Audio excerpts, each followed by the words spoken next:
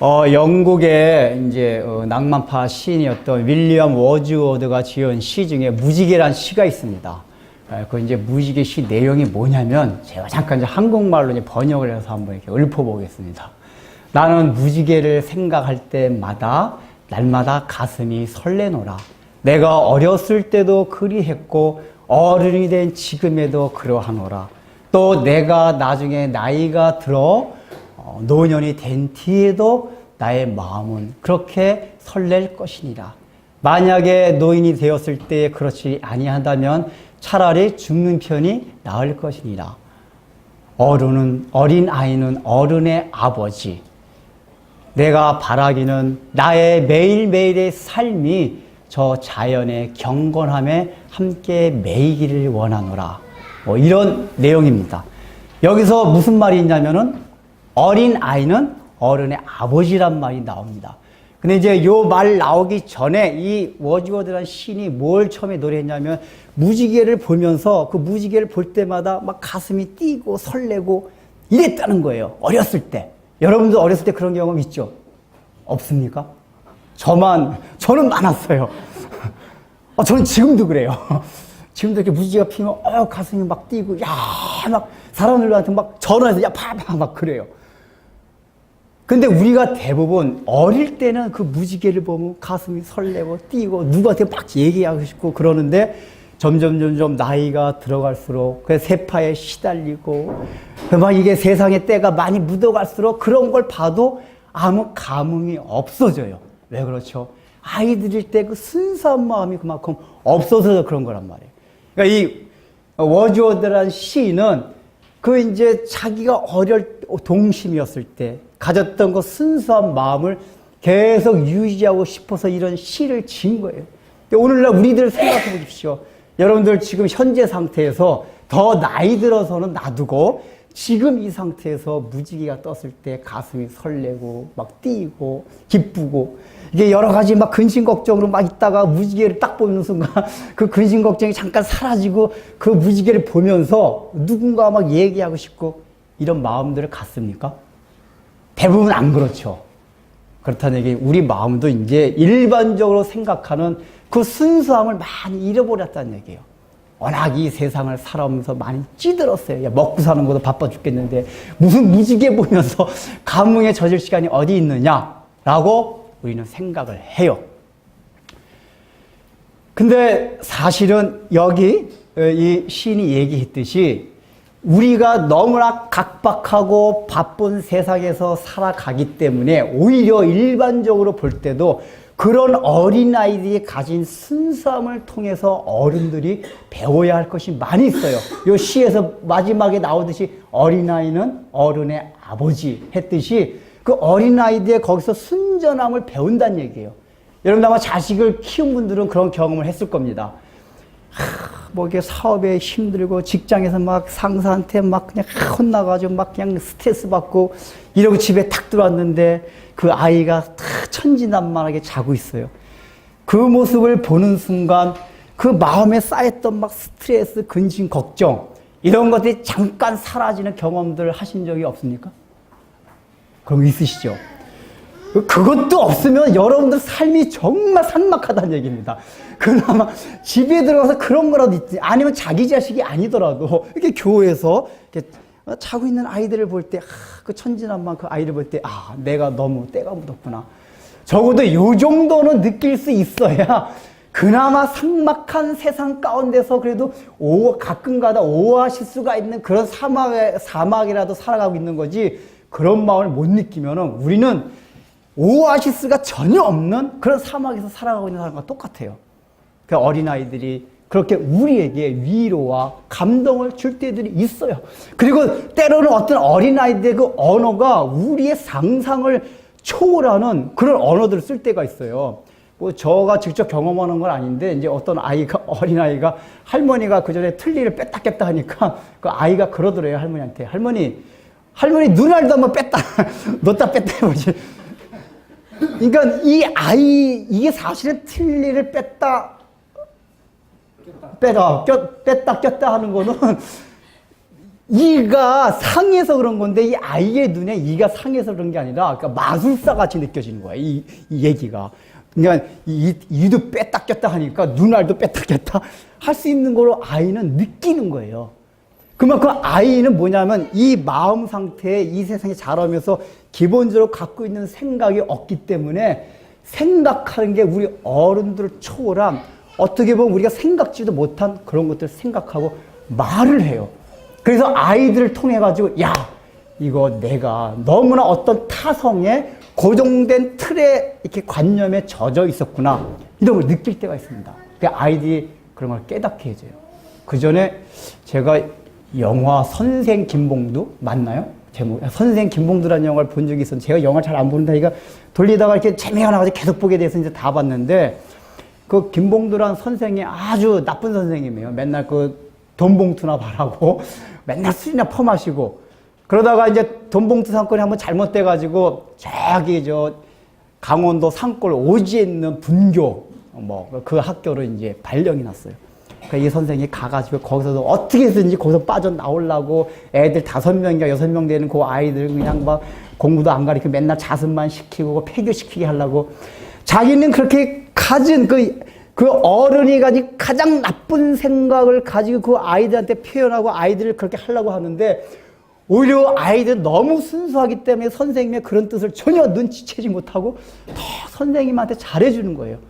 그래서 이 선생님이 나중에 그 아이들 통해서 감동을 받아가지고 그 선생님이 변화된다는 내용인데 거기서도 보면 제가 마지막에 얻은 결론이 어린아이는 역시 어른의 아버지구나.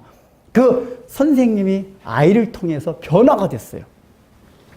근데 이거는 그런 일반적인 우리가 세상에서뿐만 아니라 실제적으로 영적인 세계에서도 동일하게 적용이 되는 내용입니다. 오늘 본문을 보면 예수님께서 아이들이 오는 걸 용납하고 그들이 오는 것을 막지 마라. 하나님 나라가 이런 자의 것이라고 얘기하고 있습니다. 근데 이 말씀을 하시기 전에 그 아이들이 예수님한테 오려고 하니까 제자들이 아이들이 오는 걸 막았어요. 왜 그랬습니까? 제자들 생각에는 어린아이가 오면은 굉장히 예수님이 귀찮을 것 같은 생각이 들었던 거예요. 지금 예수님은 하루 종일 사역을 하셨어요. 그래서 육신을 지녀주셨기 때문에 굉장히 몸이 피곤할 거란 말이에요. 그건 좀 쉬셔야 되는데, 이제 여태까지 어른들한테 설교하고 지쳤는데 또 아이들이 와가지고 아이들이 막 예수님한테 달라붙고 그러면 얼마나 예수님이 쉬지 못할 거 아니에요. 그러니까 제자들이 그런 걸 생각해서 어린아이들이 오는 걸 가까이 오지 못하게 이렇게 막은 거란 말이에요. 근데 여기 표현을 보면 예수님이 노하시사, 그냥도 아니고 노하시사 그 제자들을 꾸짖고 그 어린아이들 안고 그들을 축복해 주시면서 누구든지 이 어린 아이들과 같이 아니하면 천국에 결단코 들어가지 못하리라. 천국은 바로 이런 자들의 것이니라고 예수님께서 말씀을 해 주십니다. 왜 예수님께서 어린아이들을 통해서 이런 말씀을 해 주셨을까요? 실제로 어린아이들을 보면은 우리가 생각하듯이 실제의 상황, 이 현실 속에서는 어린아이들이 다 그런 건 아니에요. 특히 요즘 애들을 보면은 초등학교만 들어가도 우리가 일반적으로 상식적으로 생각하는 그 어린아이의 순수함, 이게 많이 없는 것 같아요. 제가 보니까. 애들이 거짓말도 할 줄 알고 벌써 애들이 막 어른들한테 다 배워가지고 자기 엄마 아빠 지 알아가지고 그 지를 통해서 자기네 사이에서도 서열을 매기고 요즘 초등학교 애들이 그러더라고요. 그러니까 이거는 이미 그때부터 순수한 건 전혀 상관없는 애들이 되어버렸어요. 그래서 성경에서도 실제적으로 어린아이들 칭찬만 하느냐 하면 그렇지 않은 게 히브리서 같은 데 보면 너희가 언제까지 젖먹이 어린아이와 같은 그런 초보적인 신앙을 가지고 있느냐, 그걸 벗어나라 라고 얘기를 합니다. 그렇다면 예수님께서 오늘 말씀하신 이 어린아이를 본받으라, 그러니까 어린아이와 같이 아니할 때 할 때는 어린아이가 가진 우리가 일반적으로 생각하는 몇 가지 특성이 있습니다. 그 첫 번째 특성이 순수함입니다. 우리가 잘 알고 있는 바와 같이 어린아이는 굉장히 순수합니다. 그러니까 순수하고 순전하다는 얘기는 그 마음이 비어있다는 것을 말합니다. 뭐가 없어요. 그래서 어린아이들한테는 신앙을 심어주기가 굉장히 쉽습니다. 왜 그렇죠? 그 마음속에 고정적인 관념들이 없어요. 이미 나이를 들어서 세상을 살아갈수록 자기가 가진 신념, 생각, 고집, 고정 틀 이런 게 점점 많아져요. 그래서 나이가 들어갈수록 신앙이 들어가기가 굉장히 어렵습니다. 그래서 우리가 교회에서 주일학교에 주력하고 주일학교에 힘써야 될 이유가 있어요. 이 주일학교 어린아이들이 순수하기 때문에 말씀을 전해주는 그대로 다 받아들여요. 제가 그전에 출애굽기 잠깐 강의할 때 말씀드렸지만은 이 사람들은 신앙생활을 해도 자기의 기본적인 틀이 있으면 그 틀로 신앙을 받아들여요. 예수님도 그 틀로 생각하고 하나님도 그 틀로 생각하고 복이나 천국도 자기가 가진 기존적으로 갖고 있는 틀에다가 대입을 시켜서 생각해요. 그러다 보니까 나타나는 현상이 뭐냐? 복음에 대한 왜곡이에요. 성경에 대한 왜곡이고 하늘나라에 대한 왜곡 현상이 교회에서 일어난단 말이에요. 그런데 신앙생활도 아예 처음에 시작하는 경우, 제가 그전에 남해 선생님 예를 드렸지만은 아예 개판 치다가 처음부터 바른 말씀을 받은 사람들은 그냥 바른 말씀 그대로만 다 해요. 근데 어정쩡하게 신앙생활하는 사람들은 바른 말씀을 가르쳐줘도 이상하다. 왜 이 땅에서 육신의 복을 받는 것도 좋은 거지? 목사님 왜 자꾸만 그 육신적인 복은 이렇게 아니라고 가르쳐주고 막 이런단 말이에요. 예, 기존에 신앙생활 하면서 막 이렇게 들었던 것들이 있어요. 자기 틀이 있어요. 그래서 이미 틀이, 신앙생활 하는 건 내가 신앙생활 통해서 예수님을 통해서 이 땅에서 많은 복을 받고 형통하는 거다. 이미 신앙에 대한 딱 그런 틀이 시작할 때 딱 있으니까 바른 복음을 전해줘도 막 부딪혀. 힘들단 말이에요. 그게 어린아이와 같지 않은 거예요. 어린아이와 같지 않다는 건 뭐냐면 이 원래 십자가의 순수한 원색적인 복음이 들어가기 전에 그 마음 상태가 하얀 거, 그걸 말해요.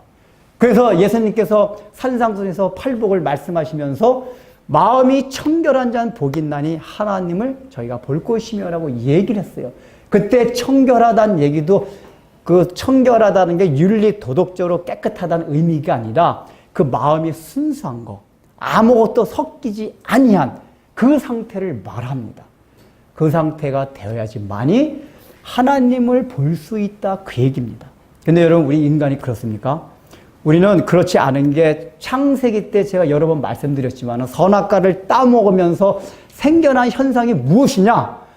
우리가 주치가 된 거예요. 선악과를 따먹었다는 얘기가 뭐라고 그랬죠? 옳고 그른 거, 나한테 유익하고 유익하지 않은 그 판단하는 기준이 누가 되었다? 내가 되는 거야, 내가. 그 얘기는 뭐냐면, 이제 나도 나름대로의 생각, 내 나름대로의 신념, 이런 것들이 생겨났다, 그 얘기예요. 그게 선악과를 따먹은 사건의 본질이란 말이에요. 그러니까 인간에게 이런 게 생겼기 때문에 신앙이 십자가의 복음을 심어주면 그게 들어가기가 굉장히 힘들어요. 왜냐하면 십자가의 복음이라는 거는 완전히 인간의 자존감은 철저히 파멸이 돼야 돼요. 근데 인간이 자기가 주체가 되었기 때문에 그런 거를 무너뜨리는 게 너무 힘들어요. 왜 사람이 그렇게 살아야 되냐? 그래도 사람의 공로가 있어야 되지 않느냐 하는 인간의 생각들이 나온단 말이에요. 그래서 굉장히 그게 힘들어집니다. 그래서 순수하지 않으면 그 복음을 받아들이기가 힘들어요. 그 두 번째, 어린아이가 가지고 있는 특성이 뭐냐면은 겸손합니다. 그래도 오늘날에는 어린아이가 대우를 받아요. 근데 예수님이 공생의 시절, 이때 시대는 어린아이와 여자는 사람 축에 못 끼었어요. 아예. 이게 상대도 안 해주던 게 어린아이들이었어요. 예수님의 이 행동은 굉장히 사실 파격적인 행동들이에요. 이게 이 어린아이들 이렇게 불러 모으고 끌어안고 공석상에서 어린아이들한테 이렇게 축복하고 안수했다는 얘기는 그 당시 사회의 그 문화에서 볼 때는 굉장히 파격적인 그런 행동이었어요. 그만큼 어린아이들이 별 볼 일 없는 존재들이었단 말이에요. 그러니까 어린아이와 여자는 그 당시에 어떤 거의 대표였냐? 사회의 가장 약자, 보잘것 없는 자의 대표를 띄었던 사람이 어린아이예요. 아무것도 못한단 말이에요. 가진 게 아무것도 없어요. 힘이 아무것도 없어요. 이게 어린아이들이에요. 근데 예수님이 하신 말씀이 뭐냐면은 어린아이와 같이 이렇게 힘이 없고 아버지 어머니 어른들한테 완전히 의존해야만 살아갈 수 있는, 자기 자신은 아무것도 아니라고 생각해야지만이 하늘나라가 너희의 것이 된다. 그 얘기입니다. 그런데 우리 인간은 어떻죠? 우리 어른들은 뭐냐면 자라갈수록 자존심이 강해져요. 점점 고집이 세집니다. 이 복음을 받아들이기 힘든 가장 큰 원인이 뭐냐면 인간적인 자존감이 있어서 그렇습니다. 여러분, 인간적인 자존감이 무엇입니까?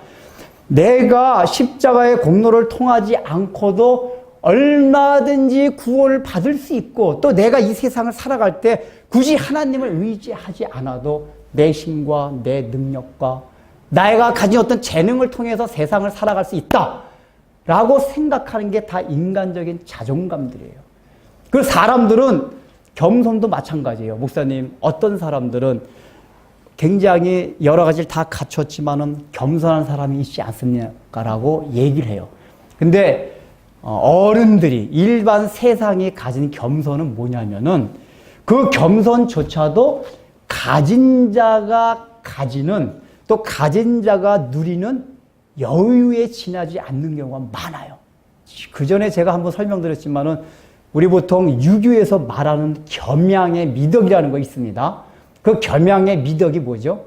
겸양의 미덕은 좀 가진 자가, 배운 자가, 자기가 많이 가졌고 권력을 지녔고 학식이 있음에도 불구하고 그것을 나타내지 아니하는 것을 겸양의 미덕이라고 그래요. 그래서 보통 그런 유교적인 겸양의 미덕의 그 사례들을 보면은 다 어떤 사람만 나오느냐? 다 사회적으로 지위도 있고 많이 배우고 돈도 있고 권력을 가졌고 그런 사람들만이 겸양의 미덕에 들어간 사례들이 나와요. 그리고 우리가 흔히 말하는 상놈, 배우지 못하고 가지지 못한 자는 그런 겸손한 축에 들어갈 수가 없어요. 왜냐하면은 그런 사람들은 아예 겸손할 수도 없다고 생각하는 거예요. 왜요? 겸손의 정의 자체를 가진 자가 그것을 드러내지 않는 걸로 생각하기 때문에. 제가 그 전에 하여간 CTX를 보다 놀란 게 어느 목사님이 이제 설교를 하시는데 여러분들 돈 많이 버시고 많이 배우시고 성공하십시오 그러더라고요. 그러면서 뭐냐면 그렇게 성공하고 우리 믿는 사람들 많이 가지고 하면서 겸손해야지만 세상 사람 볼 때도 아, 저 믿는 사람이 겸손하구나 그렇게 생각하지 아예 가진 것도 없고 배운 것도 없고 권력도 없다면은 어떻게 겸손할 수가 있느냐라고 목사님 얘기를 하시더라고요. 제가 깜짝 놀랐어요. 야, 목사님들 저렇게 생각을 하니. 그러니까 우리는 어떻게 생각하냐면은 성경이 말하는 겸손은 그게 아니에요. 실제로 내 자신 스스로가 나는 정말 아무것도 할 수 없는 자입니다. 정말 주님 앞에서 저는 철저하게 낮아져가지고 참으로 나는 어떤 사람들보다 가장 낮은 자입니다라고 내 마음 깊은 곳으로부터 하나님의 고백할 수 있는 자들이 진정한 겸손이에요. 이게 겉으로는 아, 나는 그래도 나도 많이 배웠고 내가 잘났는데 다른 사람들한테 그저 이렇게 내가 이렇게 좀 나타내기 위해서 이렇게 겸손함을 보여주기 위해서 하는 겸손이 아니란 말이에요. 그러한 겸손은 오히려 겸손으로 가장된 가장 큰 교만에 지나지가 않아요. 그러니까 우리 인간이 생각하는 어른이 생각하는 겸손은 뭐냐면 결국은 우리 인생을 좀 더 고상하게 치장하는 액세서리예요. 겸손조차도 액세서리예요. 내 인생을 고상하게 만드는 액세서리. 성경이 말하는 겸손은 그게 아니에요. 이 겸손은 어떤 겸손이냐면 심령이 가난한 겸손을 말해요. 심령이 가난한, 팔복에서 심령이 가난한 자는 복이 있나니 천국이 저희 것이며. 그러니까 거기서 심령이 가난하다고 할 때 가난하다는 거는 상대적인 가난이 아니라 절대적 가난. 그러니까 내가 누구보다 저 사람은 50평짜리 사는데 나는 뭐 20평짜리 산다, 나는 월세 산다 이게 아니라 도저히 내가 인생을 살아갈 수 없어서 하나님 앞에 막 부르짖을 수밖에 없는 그 절대적 가난. 나는 하나님으로부터 오는 게 없으면 절대 살아갈 수 없습니다라고 부르짖을 수밖에 없는 그 가난을 말합니다. 이 마음을 갖는 게 진정한 겸손이에요. 그러니까 이 겸손을 가진 자는 어떻습니까? 열등감을 갖지도 않고 교만할 수도 없어요. 우리는 흔히 이제 열등감은 교만으로 생각하지 않아요. 근데 중요한 건 뭐냐면 열등감은 교만의 또 다른 표현일 뿐이에요. 왜 열등감이 있습니까? 내 주위에 저 사람은 다 갖췄고 가졌고 배웠고 있는데 나는 이게 없단 말이에요. 없어서 열등감을 갖는 거예요. 그러니까 역으로 그 사람이 그걸 갖는 순간 어떻게 된다는 얘기예요? 자부심이 생겨. 아, 나는 이제 이런 걸 다 갖췄다. 그러니까 우리가 흔히 생각하는 겸양의 미덕 때문에 나 의시되진 않지만 속으로는 내가 그것으로 인해서 내 자존감을 스스로 높여준단 말이에요. 긍지를 갖는단 말이에요. 뭐로 인해서요? 세상에 있는 거로 인해서. 근데 그게 없기 때문에 열등감을 갖는 거예요.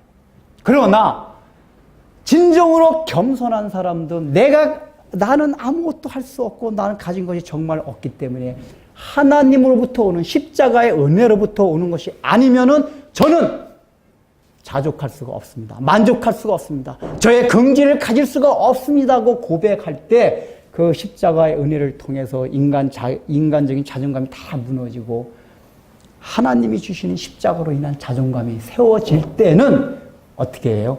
열등감이 없어져요. 내가 있다고 해도 그것 때문에 자랑하게 되지 않게 돼요. 자랑한다는 얘기는 겉으로 드러나는 자랑이 아니라 마음속에서 내가 이 세상에 가진 것 때문에 그것 자체가 나에게 안심을 주고 그것 자체가 나로 하여금 자족을 주지 못한다 그 얘기예요. 그런데 실제 우리는 예수를 믿고 나서도 어떻죠? 여전히 세상에 있는 것들, 돈과 권력과 명예와 학벌이 나를 자족해 하고 나를 자랑케 합니다. 그게 없으면 열등감을 느껴요. 저는 막 답답한 게 우리 주일학교 보면 고등부 이게 3학년 되면은 입시가 끝나면은 썰물처럼 예배 시간에 아이들이 줄어들어요. 그 왜? 그러니까 입시 때 가까이 될 때도 그렇고 공부하는 것 때문에 그렇고 입시가 끝나면 왜 그러냐? 수능을 못 봐가지고 대학 입시 못 붙은 애들은 교회를 안 나와요.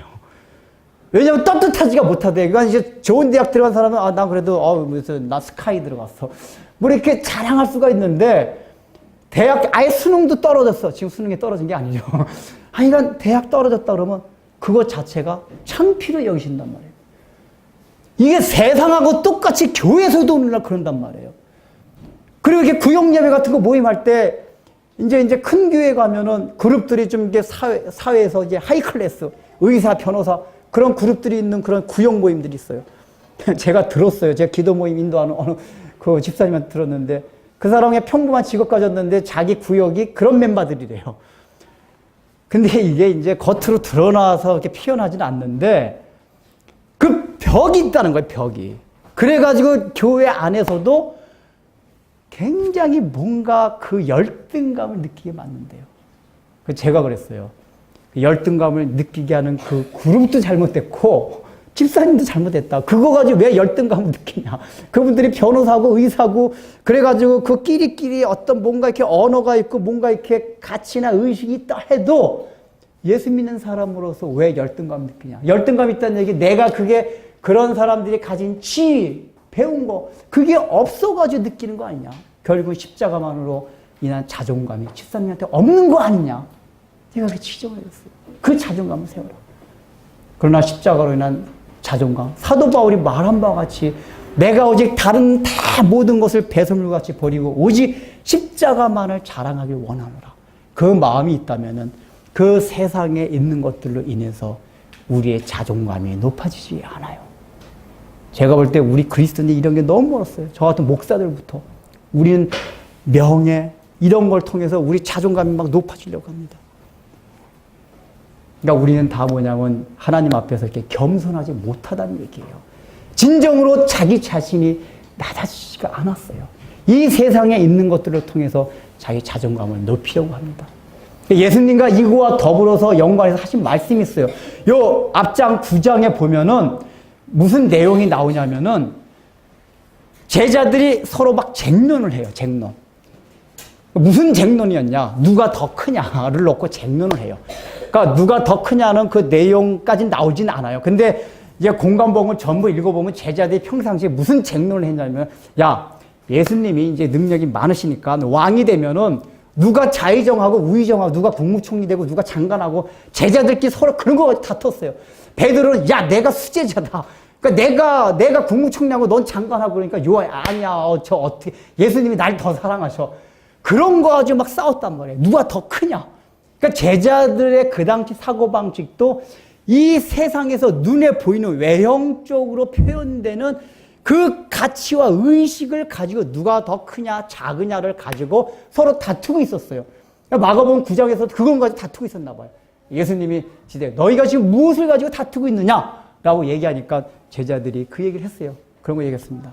그러니까 그때 예수님이 어린아이들 데려와라. 어린아이를 하나 데려다가 그 어린아이를 붙잡고 이 어린아이와 같이 천국엔 지극히 작은 자가 큰 자가 된다는 하늘나라의 원리를 설명해 주십니다.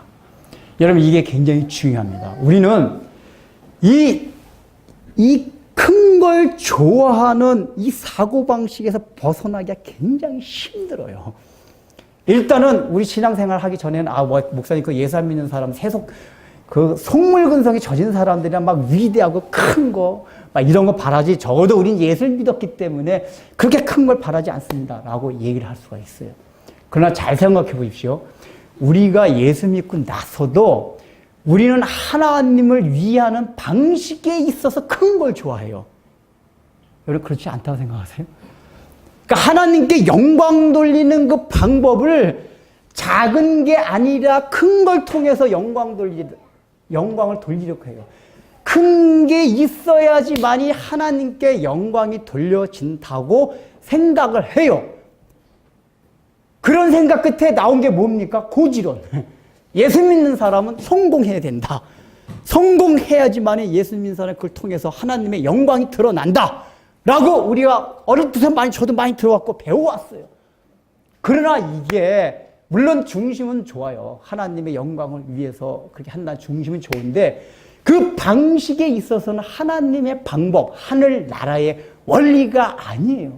그 우리 인간의 생각이에요. 인간의 생각은 뭐예요? 큰 걸 좋아하는. 커야지만이 영향력이 있고 커야지만이 어떤 효력을 발생할 수 있다는 인간적인 생각 때문에 그렇게 한단 말이에요. 봐라, 당장 돈이 있어야 전도도 할 수 있지 않냐? 라고 생각해요. 실제로 선교를 하려면 돈이 있어야 돼요. 그래서 교회를 키워야 된다. 대형교회를 이제 이렇게 하시는 분들은 그래요. 교회가 커야지만이 하나님의 일도 더 효율적으로 할 수 있다. 물론 그게 어느 면에 있어서는 틀린 말은 아니에요. 그걸 전적으로 부정할 필요는 없는데, 저는 이제 걱정이 되는 게 뭐냐면, 그런 분들 밑바탕에 깔려있는 게 뭐냐면, 이게 큰 걸 추구한단 말이에요. 그런 걸 통해서 하나님께 영광 돌리시다고 생각하는데, 하나님의 원리는 그게 아니에요. 그래서 뭐냐면 여기서도 지극히 어린 나이와 같이 지극히 작은 자가 하늘나라를 세우고 하늘나라를 섬기리라라고 예수님이 말씀하세요. 그러니까 우리의 상식이 이해가 안 되는 거야. 아니, 커야지 하나님을 섬길 수 있고 하나님의 일을 할 수가 있지. 어떻게 작아야지 할 수 있습니까? 라고 우리는 생각을 해요. 여러분, 하나님께 영광을 돌리는 게 뭡니까? 그 전에 우리 그런 얘기 잘합니다. 우리 축구 선수들이 월드컵 때 우리 축구 선수들 중에 크리스찬들이 많잖아요. 탁 골을 넣어요. 그래서 세레머니를 탁 꾸려서 기도할 때 우리 뭐라고 했냐면 저도 기분이 좋아요, 사실. 와, 하나님께 영광을 돌렸다라고 우리는 보통 얘기를 해요. 근데 저도 기분은 좋지만은 그게 하나님께 영광 돌린 건 아니에요. 여러분, 누가 축구 선수가 골인하고 꿇어앉아서 기도했다고 해가지고 예수 안 믿는 사람들 그거 보고 하나님께 영광 돌린 줄 아십니까? 안 그래요. 제가 오히려 인터넷 보니까 저 개독교들은 개독교라고 표현하다 그 사람들이 저 개독교들은 아니 세레머니를 왜 자기 종교 특이한 걸 나타내냐? 다 독선적인 거 저런 데서 나타난다고 오히려 하나님 손가락질 하더라고요. 그게 우리 생각이에요, 우리 생각이. 그리고 딱 내가 사장이 돼야 직원들한테 영향력이 있어서 다 예수 믿어. 여러분들 솔직히 이렇게 까놓고 얘기해 봅시다. 사장이 예수 믿으라고 한다고 여러분 예수 믿습니까? 억지로 교회에 갈 수가 있어요.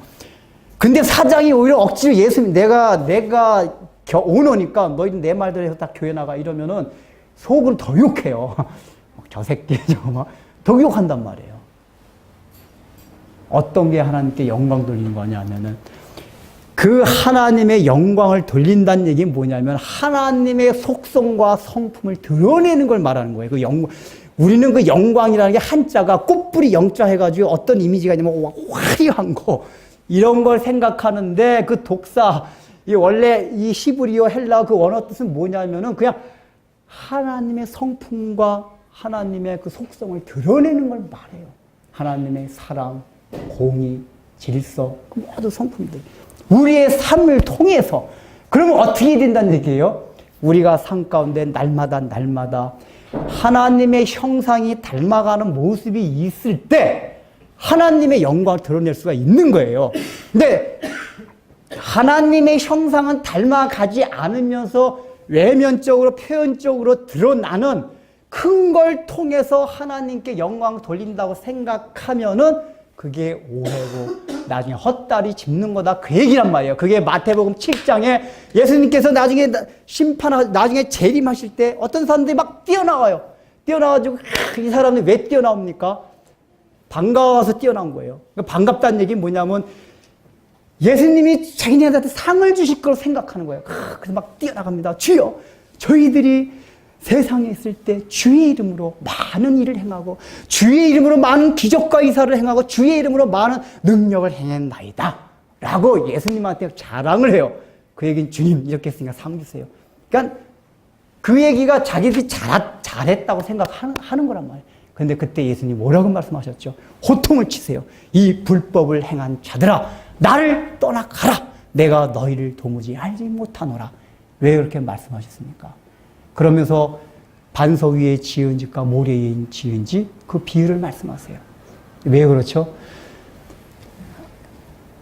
너희가 내 이름으로 나의 영광을 위한다고 많은 일, 주의 이름으로 많은 일, 큰 건 다 했지만은 그게 나와는 상관이 없었다 그 얘기예요. 왜요? 그 마음 중심 자체에 그 사람들이 일을 할 때 하나님의 속성과 성품을 드러내기 위한 차원에서 한 것이 아니라 거기서도 뭐가 들었냐? 인간적인 속성과 인간적인 성품이 다 나온 거란 말이에요. 그래서 하나님과는 아무 상관이 없는 일이 되고 만 거예요. 이거 우리가 굉장히 주의해야 돼요. 이 교회 다니면서 신앙적인 생활을 하면서 우리 하나님의 일을 하면서 굉장히 주의해야 됩니다. 그래서 제가 목회 철학을 지난번에 잠깐 말씀드렸지만은 우리가 막 큰 교회 막 성장한다 이런 걸 제가 추구하지 않는다고 말했어요. 그냥 물론 하나님이 주시는 부흥은 우리가 감사하게 받아야지만 이게 목표가 되다 보면은 큰 걸 추구하게 돼요. 성경은 계속해서 큰 자가 작은 자를 섬기는 하나님의 나라의 원리를 설명해요. 여러분 구약에 보면은 리브가가 이제 에서와 야곱을 이제 임신했습니다. 그때 하나님 뭐라고 말씀하셨죠? 큰 자가 작은 자를 섬기리라 라고 말씀을 해주셔서 태어나기 전에. 자, 이 얘기는 실제적으로 무슨 얘기죠? 장자와 차자가 바뀐다는 얘기예요. 원래는 에서가 형이고 야곱이 동생인데 큰 자가 작은 자를 섬기라 이것은 1차적으로 나타나는 면으로는 그 장자인 에서와 차자인 야곱의 순서가 바뀐다 그 얘기인데 들어가면은 이면 속에 더 깊은 의미가 있어요. 이걸 표현을 보세요. 큰 자가 작은 자를 섬기랴. 근데 그 원리가 바로 야곱의 집안이라는 거는 하나님 언약 공동체를 말합니다. 구약에서 야곱의 집안, 아브라함의 집안, 이 집안들은 언약 공동체를 말해요. 하늘나라의 모델로 보여주신 게 그 가정들입니다. 그런데 바로 그 야곱의 집안에서는 작은 자가 큰 자를 섬기는 그 세상의 원리가 그 하늘나라에서 지배하는 것이 아니라 큰 자가 작은 자를 지배하는 것이 그 너희 언약 공동체 안에서의 삶이고 원리다 하는 것을 가르쳐 주는 거란 말이에요. 이해되세요? 세상은 어떻습니까? 작은 자가 큰 자를 섬겨야 돼요. 왜요? 큰 자가 더 위대하고 훌륭해요. 그래서 우린 너도 나도 다 큰 자가 되기 위해서 힘을 써요. 노력을 해요. 세상에서도 그렇고 교회 안에 와서도 그렇고 크게 되고 싶어 해요. 왜요? 우리의 사고방식 자체가 당연히 작은 자가 큰 자를 섬기게 돼 있어요. 근데 하늘나라의 원리는 그게 아니라 큰 자가 작은 자를 섬기는 거예요. 큰 자가 작은 자를. 그러니까 나중에 하늘나라에 가면 지극히 보잘것없고 어린아이와 같이 아무것도 아닌 자들이 하늘나라는 굉장히 크다 그 얘기예요. 그러니까 저는 이제 이런 성경 읽으면은 그 전에 누가도 그런 얘기를 하던데 천국에 가면 깜짝 놀랄 일이 있다고. 천국에 왔을 것 같은 사람이 안 오고 지옥에 간 줄 알았는데 천국에 온 사람이 있을 수도 있고 또 더 놀라는 거는 천국에서 굉장히 상급이 많았을 것 같은데 가장 천국에서는 작은 자로 되어 있고 저 사람은 천국에서 굉장히 작은 자일 것 같은데 하늘나라가 보니까 굉장히 큰 자다. 이건 물론 사람들이 만들어낸 말일 수도 있고 어떤 사람 환상을 봤다기도 하는데 우리는 하여간 그런 환상 같은 거를 이게 그걸 그대로 믿는 그게 아니기 때문에 그냥 이게 참조로만 들을 수 있지만은 그 얘기가 뭐냐면은 하늘나라는 이 땅에서 보잘것없고 아무 일도 안 한 것 같고 우리가 볼 때는 정말 별 볼 일 없는 것 같은 사람이 실제 하늘나라에서는 가장 보면 큰 자가 되어 있을 수 있다 그 얘기예요. 우리는 어떤 자가 하늘나라에 큰 상을 받을 것 같습니까? 위대하신 목사님 막 이런 분들이 하늘나라에 큰 상이 많을 것 같죠. 근데 이제 나중에 이제 예수님 심판 때 보면 제가 볼 때 깜짝깜짝 놀랄 일이 많을 것 같아요. 제가 보기에도 그런 게 아니라 지각하게 보잘것없는 자. 마태복음 18장 1절서부터 보면은 예수님이 어린아이에 대한 얘기 쭉쭉 하시면서 마지막에 뭐라고 말씀하시냐면은 이 어린아이와 같이 지극히 작은 자를 영접하는 게 곧 어린아이와 같이 되는 거다라고 설명을 하세요. 이게 왜냐면 우리는 지극히 작은 자를 섬기려고 하지 않아요. 이 기본 본성들이 큰 것을 좋아하니까 사람도 큰 사람. 그러니까 누가 예수님이 오시면 예수님하고 섬기겠지만은 예수님이 항상 어떻게 나타나신다고 그랬죠? 마태복음 25장에도 보면 거지와 같이 병든 자로 저 감옥에 있는 자로 지극히 보잘것없는 자로 우리에게 다가올 수 있단 말이에요. 근데 우리는 그런 사람들에 대한 관심이 없어요. 왜요? 예수님도 크게 나타날 거로 크게 나타나고 있다. 그러니까 그 크게 나타날 예수님만 바라보고 있기 때문에 작게 보잘것없이 눈에도 보이지 않는 그렇게 나타나는 예수님은 우리 눈으로 보지를 못하는 거예요. 놓치는 거예요. 근데 바로 그렇게 작은 자를 영접하는 것이 이 어린아이들 영접하는 것과 똑같다고 예수님 말씀을 하세요. 여러분들 우리가 사고방식에서 그 큰 자가 작은 자를 섬기는 그것이 하늘나라의 원리라는 걸 이걸 기억해야 돼요. 그 구약 성경 읽어보면은 장자와 차자가 바뀌는 사건이 여러 번 나옵니다. 그러니까 야곱과 하나님 구태여 그냥 처음부터 야곱을 장자로 태어나게 하실 일이지 뱃속에선 원래 차자로 있다가 실제 장자가 되게 하고 근데 이게 어디에 있냐면은 유다가 다말을 통해서 아이를 낳습니다. 베레스와 세라를. 근데 원래는 세라가 이 뱃속에서는 장자였었어요. 근데 실제 그 계보를 이어가는 건 베레스가 장자가 됩니다. 처음부터 그냥 베레스가 장자가 되어서 이렇게 태어나야지. 그게 하나님께서 이 구약 성경을 통해서도 하늘나라의 원리를 가르쳐 주기 위해서 그런 거예요. 그 원리가 뭐죠? 하늘나라는 장자가 차자가 되고 차자가 장자가 되는 게 하늘나라의 원리. 예수 그리스도의 계보를 이어가는 원리다. 그 얘기예요. 유다가 다말을 통해서 아기 낳는 사건도 참 재밌는 게 이게 이제 창세기 38장에 나오는데, 그러니까 여러 가지 유다 기사가 다 나오다가 38장의 말미가 뭐냐면은 그 유다가 다말을 통해서 베레스와 세라를 낳는데 그가 바뀌는 거, 그거로 38장을 끝을 맺어요. 이 얘기가 뭐냐면은 유다 얘기의 종결은 뭐냐? 장자와 차자가 바뀐 게 유다 기사의 가장 핵심이다 그거예요. 그거를 종결한다는 얘기예요. 그럼 장자와 차자가 바뀐 게 뭐냐 하면은 바로 이 방금 말씀드렸듯이 큰 자가 작은 자를 섬기는. 그러니까 원래는 다말은 작은 자였습니다. 더 올라가면 다말은 이방인 여자예요. 윤리도덕적으로 우리가 언뜻 생각하면 용납할 수 없는 자예요. 근데 하나님이 오히려 저 이스라엘 혈통 가운데서 나게 하신 거 아니라 이방 여자 다말을 통해서 그게 작은 자였어요. 그걸 통해서 예수 그리스도의 계보를 이어가게 하셨어요. 그러면서 큰 자가 작은 자를 섬기게 하는 원리를 또 한 번 가르쳐 주셨어요. 이게 바로 하늘나라 천국의 원리입니다. 그러니까 여러분들이 우리의 마음을 이 땅을 살아가면서 야, 내가 막 커져야겠다. 이런 생각도 갖지 마세요. 꼭 컸다고 돼가지고 잘못됐다는 게 아닙니다. 돈을 많이 벌 수도 있고 큰 집에 살 수도 있고 성공해가지고 권력의 자리에 올라갈 수도 있어요. 그러나 중요한 건 뭐냐면 우리의 사고방식이나 의식세계 자체 그것이 크다고 생각하는 의식 자체가 잘못된 거예요. 그게 큰 게 아니에요. 큰 게 아니에요. 섬기는 거예요. 여러분 보세요. 실제는 하늘나라에서 그럼 누가 큰 자가 되었습니까? 야곱이 큰 자예요. 야곱이. 에서보다 큰 자입니다.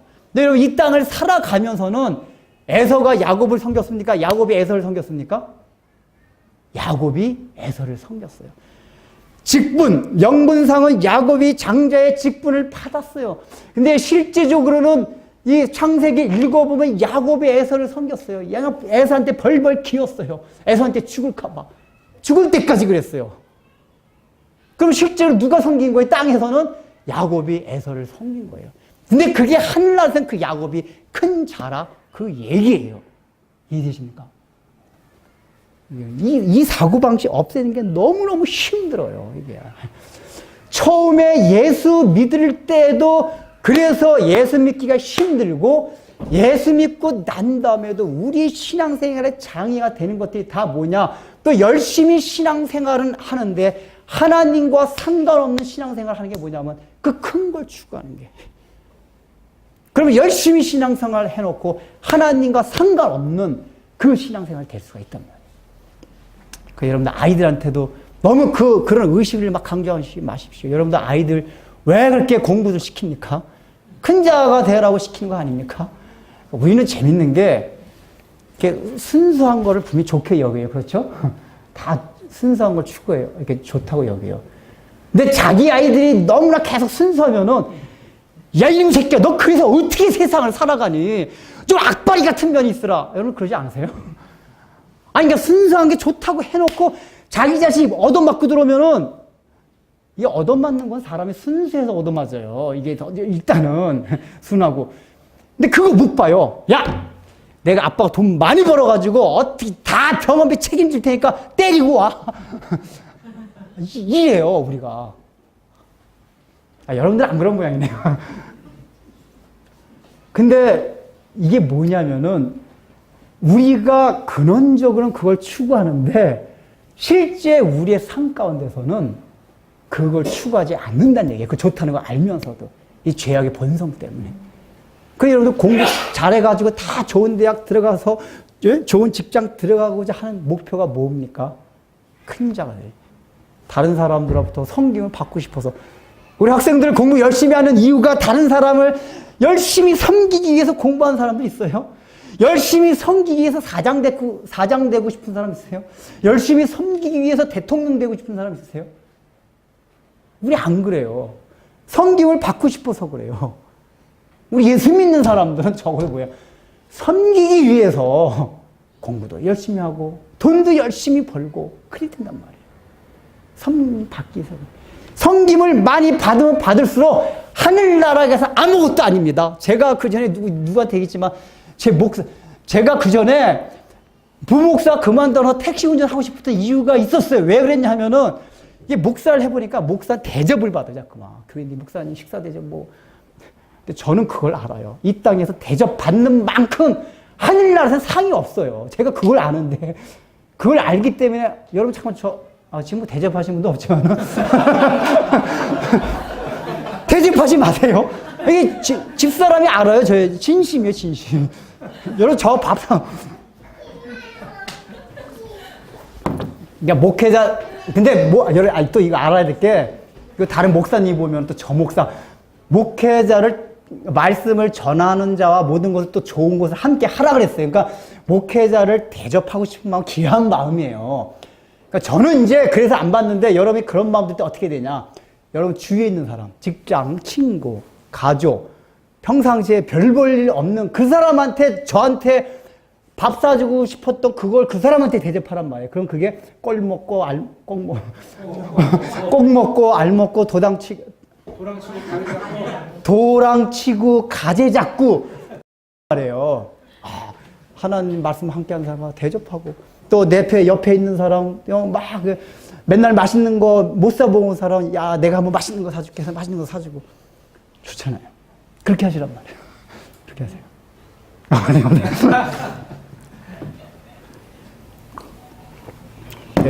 이 땅에서 목사라는 자리가 굉장히 이게 어디 성림 받는 자리예요. 굉장히 위험한 자리 이게 좋은 자리가 아니에요. 영광스러운 자리는 확실한데 아주 조심해야 될 자리가 이 목사 자리예요. 잘못해가지고 맨날 교인들이 섬겨가지고 거기 익숙해지면 이제 나중에는 정말 하나님 앞에 정말 이게 저기. 근데 택시 운전을 하면은 제가 이제 야간에 해보니까 누가 택시 운전 대우해 주는 사람 있습니까? 우리나라 사람들. 택시 운전이 천한 직업을 누가 대우를 안 해줘요. 아니, 그게 좋더라고요. 그래서 복음을 순수하게 순수하게. 막 복음을 순수하게. 그러니까 이게 천한 사람이 전하니까 복음 효과도 더 이거. 목사가 전하죠. 목사니까 복음 전하.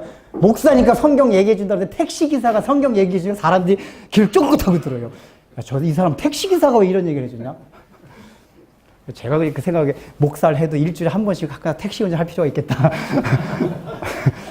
그 도읍이라고 해요. 도읍. 일주일에 한 번씩 하는 거. 근데 요즘 그게 없어요. 제가 진짜 하려고 그랬어요. 목사를 해도 일주일에 한 번씩은, 왜냐하면 그 세상 들어 물정도 알고, 그래서 일주일에 한 번 이렇게 해보고 싶은데 요즘은 그런 도읍이라는 게 없어졌대요. 이거. 일주일에 한 번씩 그게 안 된대요.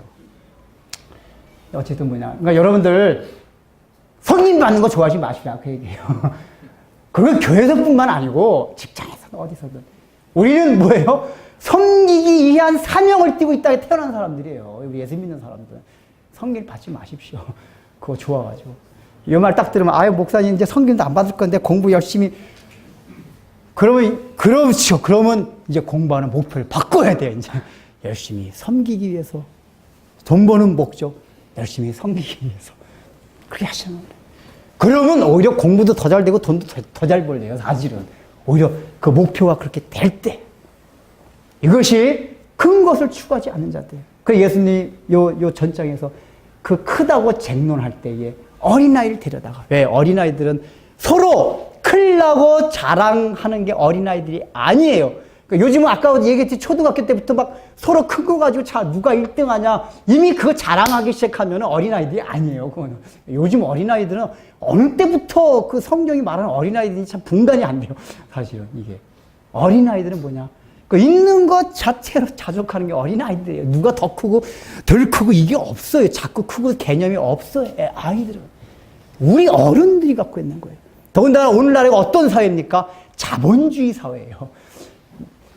아담, 하와 이래로 하나님의 풍성하로부터 단절된 인간은 다 약육강식의 세계 속에서 살아가게 돼 있어요. 그래서 제한된 자원을 서로 가지려다 보니까 이 생존 경쟁이 치열하게 됐어요. 그게 인류의 역사예요. 근데 오늘날 같은 이 자본주의 사회는 그게 더해요. 자본주의 사회에서 뭐죠? 능력, 힘, 돈. 이게 최고의 가치고 정의예요. 로마법이 참 로마의 로마에서의 정의는 뭐냐? 힘이 정의예요. 옳은 게 정의 아니라 힘, 능력. 여러분 그렇지 않아요? 여러분 재밌는 게, 여러분은 딱 목사님도 어떤 목사님을 좋아하냐면은 정말 진실되고 깨끗하고 순수한 목사를 사람이 다 좋아해요. 근데 실제적으로 자기 교회 목사님을 청빙할 때 그런 목사님 청빙 안 해요. 능력 있는 목사님을 청빙해요. 그거 아세요? 왜? 능력 있는 목사님이 와야 우리에게 부흥시키고 막 성장시키고 이렇단 말이에요. 실제적으로 내가 살아가는 데 있어서, 우리가 교회 안에 사는 데 있어서 외면적으로 나타나는 큰 것을 해주기 위해서는 능력 있는 분이 우리에게 더 필요하다, 그 얘기예요. 그러니까 그런 목사님을 좋아하긴 하는데 그게 자기와 관계될 때는 아니라, 그 얘기예요. 우리 사고방식이 그렇다니까요. 개인 생활에서 다 똑같아요. 개인 생활에서도. 이게 자본주의의 그 정신이 세상뿐만 아니라 우리 교회도 지배하고 있는 거예요. 다 이 자본주의. 큰 거, 능력, 힘, 외형성으로 나타나. 이게 하나님께 영광되고 하나님께 좋은 거고, 다 이렇게 돼 있단 말이에요. 이걸 벗어나야 됩니다. 그것이 어린 아이와 같이 되어가는 것입니다. 여러분들이 이제 개인적인 삶에서, 또 교회 신앙생활을 통해서 직장에서나 어디서나 하나님의 나라의 원리는 작은 자가 큰 자를 섬긴 게 아니라 큰 자가 작은 자를 섬기는 그 하늘나라의 원리이다. 우리는 이미 크게 된 자들입니다. 왜요? 예수 그리스도의 계보 안에 들어갔기 때문에 이미 큰 자들이에요. 작은 자가 아니에요. 어떤 세상의 대통령, 장관, 그런 재력가 있는 사람들보다 실제적으로 더 큰 자예요.